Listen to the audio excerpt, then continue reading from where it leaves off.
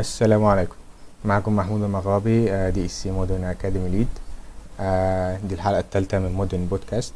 ان شاء الله الحلقة دي هتبقى مميزة جدا لان هي مش هنتكلم عن تكنولوجيا معينة او مش هنتكلم عن سكيل معينة محتاجين نكتسبها، انما الهدف الاول من الحلقة دي اننا نطلع متحفزين اننا نحقق اهدافنا، نفضل شغالين على ان المستقبل بتاعنا يبقى احسن. طيب عشان كده احنا جبنا ميسيس إيريكا. هي هتحكي لنا عن رحلتها. هي بقالها 13 سنة شغالة في جوجل، فهي هتحكي لنا عن رحلتها وصلت ازاي للبوزيشن دوت.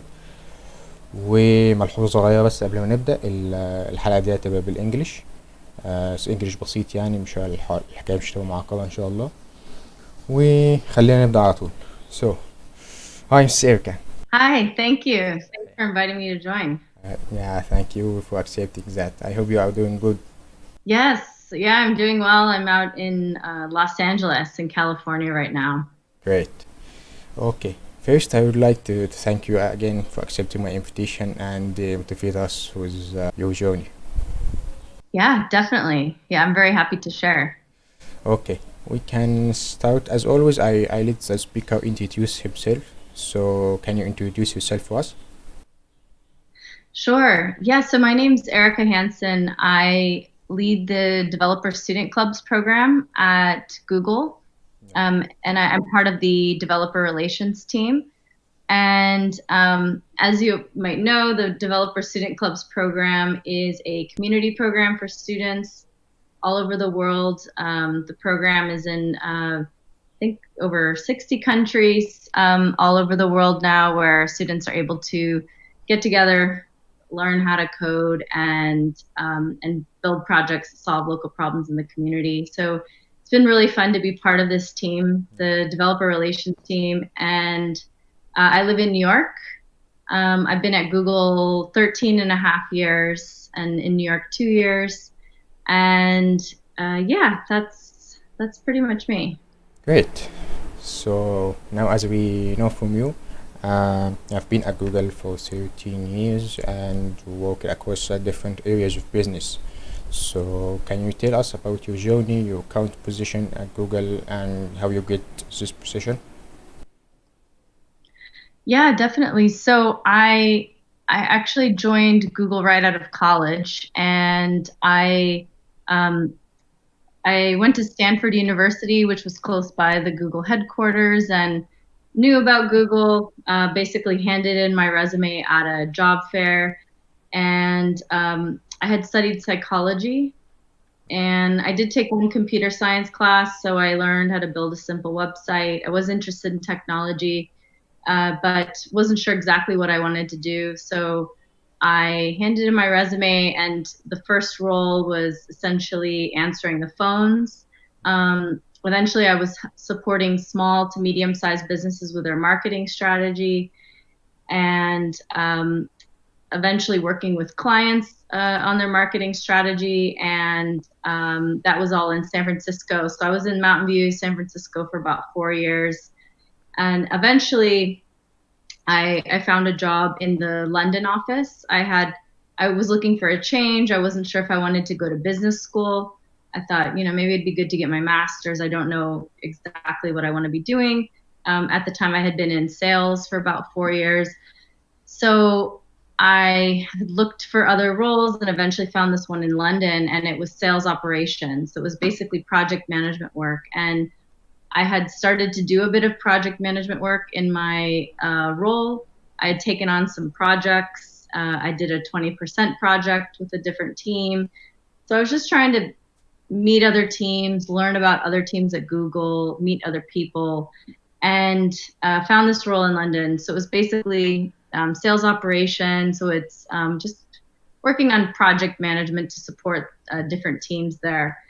And eventually I took on another 20% role to basically see if I wanted to do something a bit different. It was basically working with Campus London, which was it's like a startup hub for a tech hub for startups that Google supports. And I for a period of time I was managing co-leading the mentoring program, where we connect Google mentors with startups.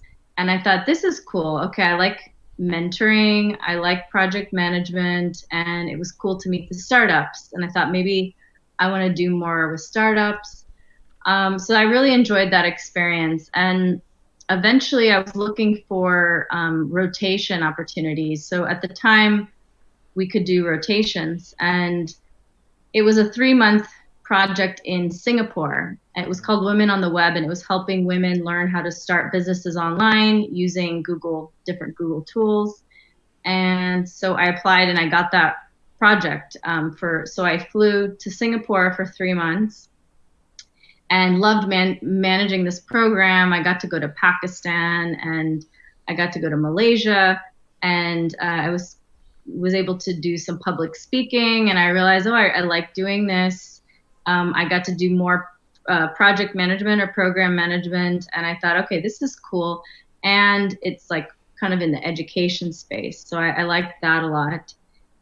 And eventually a job opened up on that team, and so I applied. I didn't really want to leave London yet, but I also wasn't expecting to live in Singapore. But I thought, I can't give up this opportunity, so I applied and I got the role, and I moved to Singapore. So I'd been in San Francisco 4 years, London 3 years, and then Singapore I ended up staying for 4 years. I only planned to be there 2 years, but I really liked the team. Eventually, the team became the developer relations team at Google, which is part of Google's engineering department. Yeah. And we're focused on helping developers be more successful. And I started working with startups, doing something that I thought I would like to do, which was working on the program that was called Launchpad Accelerator at the time, helping startups, setting up a mentoring program. I liked that. And then started doing some Android education work, managing a program to help people learn how to build Android apps. I really enjoyed that. And so what I realized I really liked doing was working on community programs and supporting different communities as they basically get together to learn, share information. And I decided that I wanted to be part of a community outside of work. And so I ended up co-founding Geek Girl Meetup Singapore with a couple friends and working on that for fun as a volunteer for 3 years, and really enjoyed that. Yeah. And so that was my time in Singapore, focused on community. And then I started working on the Developer Student Club program. I brought the program to Indonesia from India. I loved that program, loved working with students, and eventually became the global lead in New York. And that's what I've been working on for the last couple of years, focused on leading developer student clubs. So yeah, that's pretty much the journey. Wow, interesting journey. Yeah, it's a long one. Awesome. So, depending on your experience, can you like give the students some tips or something that they need to learn or they need to hear from you to develop into the future and like achieve their goals? Yeah, so some tips, some things that helped me along the way, and some tips would be knowing your strengths. That's one thing I've learned over the years is I've been able to stay at the same company and, take on different roles in different teams. So I was part of the business org. Eventually now I'm in the engineering organization. And one thing that's helped me is just trying to really figure out, what are my strengths? What am I good at? There's some things that I'm not good at, but at least I know, and I work on those things, but I've put more of my emphasis and time into what I am good at. And so one way I figured this out is just through personal reflection. It's also, I've taken the Strengths Finder test that anybody could take. If you Google Strengths Finder, that's a test that I've taken to understand, what are some of my strengths. And also, once you know what your strengths are, and once I've kind of figured that out, then I can just basically focus my attention on what I am good at, and I get a bit more confidence from that, and I feel more comfortable in that space. So I think knowing your strengths is good. Um, Also, it's all about people and working in teams and networking. So one thing at Google, there's a lot of really great and creative people. Everything we do is in teams. And so one tip I would have is if whether you're a university student or out of university, it's just working in teams whenever you can, whether it's working on a project with other people or leading a community, being part of a core team, or being part of a community, volunteering for that community. I think any bit of teamwork really helps, because that's everything. My job all day is about teamwork. Everything I do is in teams, and I rarely just do anything by myself. So I think working in teams as much as you can at university really helps, and practice being a leader and leading those teams as well. That can help, because there's a lot of that as well that I've had to build up, is being a leader of different teams and projects. And it is all about people. So it's really important to be a good team player and make sure that you have empathy, and get feedback as well from each other. Ask, what can I do better? What am I doing well? And give feedback to each other. And I know it can be tough to get feedback, and they say feedback is a gift, and it really is, but it still can be hard to get feedback, whether, maybe if it's, things to improve, but that is so important and can just help you get better. So I think just being able to accept feedback and ask for feedback is really important, because if you don't and people don't tell you, then you'll kind of keep doing, maybe you're doing something like that's not great, or is not really great for the team. And if people aren't telling you, then you can't improve, and you'll just kind of continue in those patterns. So I think that is really helpful, is getting feedback and being open to it. Also, being part of a community is great. I wish that I had been part of more clubs and communities at university. I was part of, I guess my community was my rugby team. I did play rugby in college, and played rugby after. So that was a team environment. But I think it would have been cool to be part of like a tech club, a tech community, or volunteer, or support, and have a place where you can share ideas. That would be something I wish I had done earlier. But I'm glad I did it later in life. But I do think having those communities where you can learn from each other in person or online is fine, and where you can share ideas and best practices and learn and potentially mentor people or be mentored as well. I think that's great. And another tip as well is just testing things, like everything. I really like the book, The Lean Startup. And not that I want to build a startup, but I learned some of the best practices or ways that they think about building a startup. That applies to life and projects as well. It's about like small pilots and testing things and seeing what works. And if it doesn't work, maybe pivot and try something different or add a little tweak to it. So I use that as well with my work. Like I've tried 20% projects on different teams to test and see, do I like this? What about this role do I like? And eventually realized that it was program management that I like. And so I just kind of tested things out and see, if I like it. And also, in addition to kind of testing things by doing projects, it was also just networking, meeting other people, asking what they do, what they like about their job, what does a day look like for them, and just more networking and engaging with people will just help you learn a bit more, and maybe get some further connections, like job connections in the future. Yeah. So I'd say I think those are all the main tips. And just one other thing, I know I mentioned mentoring, but I think that really helps. Like, not everybody has to be a mentor. It's fine. But I think it is nice to, like, I've always really enjoyed having mentors. I do have one mentor, but I see other people as kind of friends that are mentors, and we can kind of share idea and give advice to each other. Yeah. And I also like to mentor people as well through work, and I mentor students as well, and mentor some people in Indonesia, a couple people at Google, and so I enjoy being mentored, but also mentoring other people and supporting them and guiding them. So I think, and I also learn a lot from mentoring by just sharing some best practices or things that I've learned. Like I also learn because it reinforces my own learning and just that these, okay, yeah, actually that is a best practice that I learned, and so I do find that helpful. But yeah, those are some of the tips. Cool. So feeling good helping people.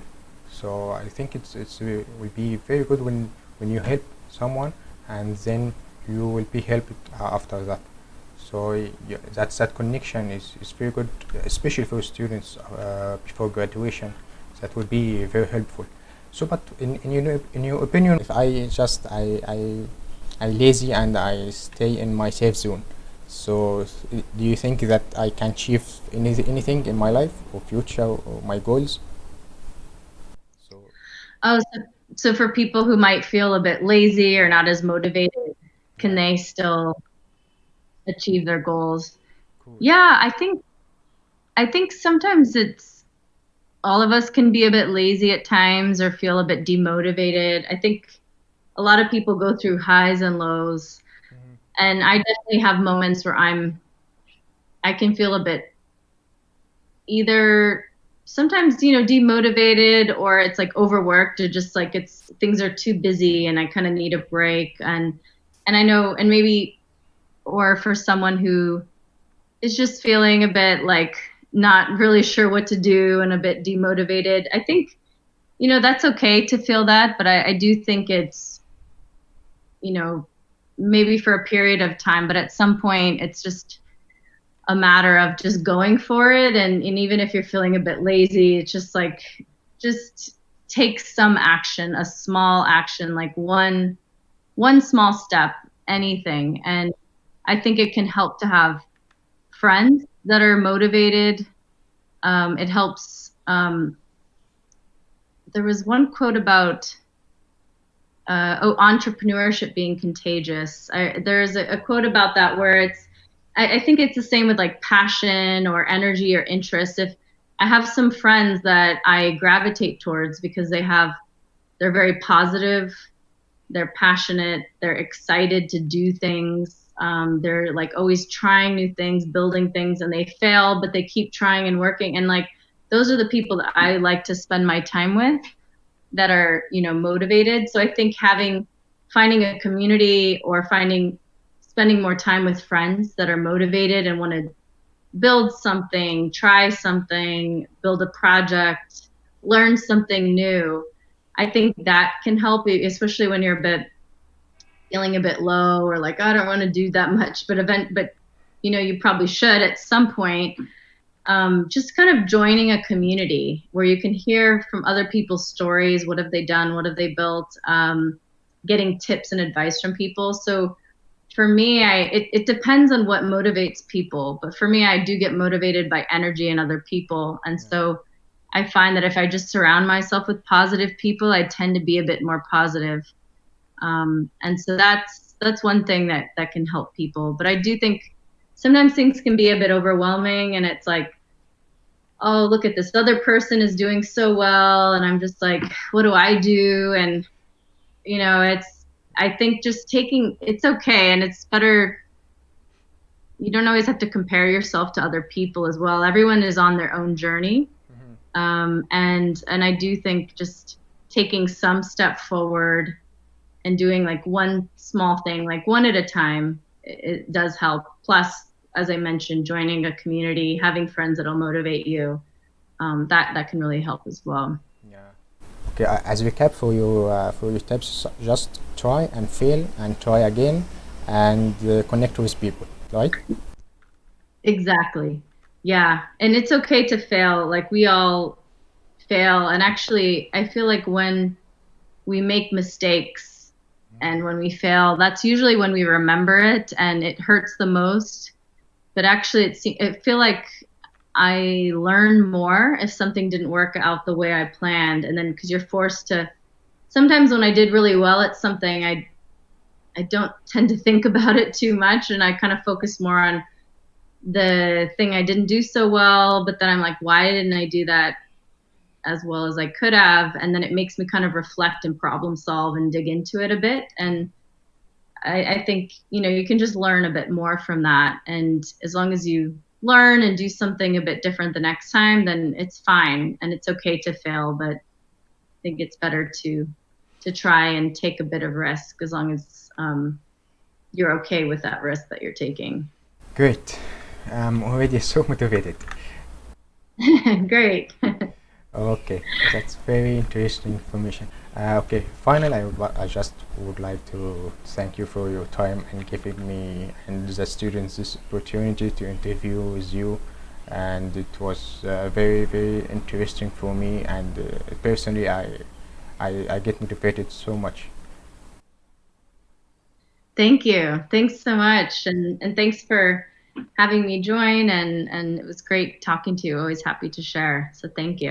Yeah, thank you. And if you have any last advice before we finish that, it's gonna be great. Yeah, I'd say one last bit of advice is just I think reflection is important, self reflection. And as I mentioned, like knowing your strengths and what you're good at and what you want to improve. I think just self reflection in general and thinking about your vision. Where do you see yourself in 1 year? What do you want to be known for? What are some of your goals? And I think as part of that reflection, you can just like draw on a whiteboard or a piece of paper, like, use some, just make some drawings of like what you imagine the future to hold. And I think it can help just to visualize and think through that. But also that reflection is important to think of looking back. Everyone has achieved something and had their own journey. Yeah. So just taking the time to reflect through what you've already achieved and done and being, taking a moment to be positive and think of like, okay, that's pretty cool. I did that. And use that to think about what are your strengths. And then also use that to think about the future. Where do you want to go? And having a strong group of a good network of people that you can spend your time with and motivate each other. And I think one way is through communities. And it's okay to not find that right away, but just do it and try to find friends and people that or mentors that motivate you, and hopefully you can mentor other people as well and kind of pay it forward in the future. So yeah, I think that reflection is definitely important. Okay, that was a great advice. Okay, thank you for listening, and you can just wait for us for the next episode. It's gonna be amazing. And finally, thank you again, Ms. Erica, for this interesting interview, and we just hope to connect with you soon. So thank you for that. Great. Thank you. Okay, Bye. bye.